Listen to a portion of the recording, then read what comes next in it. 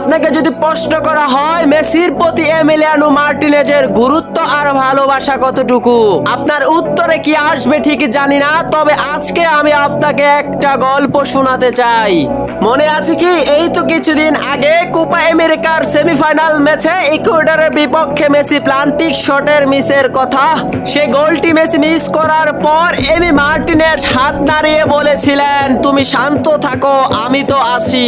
যেই কথা সেই কাজ, প্রথম শটটি মার্টিনেজ ঠেকিয়ে দিয়ে লিওনেল মেসিকে ইশারা করে বলছিলেন, এটি শুধু তোমার জন্য। মার্টিনেজের এমন কঠিন আত্মবিশ্বাস আর্জেন্টিনাকে এনে দিয়েছে তিনটি কাপ। শুধু কি তাই, মেসির জন্য মার্টিনেজ আর কি করেছেন অবশ্যই আপনারা কমেন্টে বলে যাবেন। এই ভাইয়ের চ্যানেলটা সাবস্ক্রাইব করে সাথেই থাকবেন। আল্লাহ হাফেজ। আপনি কি জানেন আর্জেন্টিনাতে কেন বাচ্চাদের নাম মেসি রাখা নিষেধ? তাহলে কি লিওনেল মেসির অহংকারের কারণে আর্জেন্টিনাতে মেসি নামটি রাখা নিষিদ্ধ করেছেন?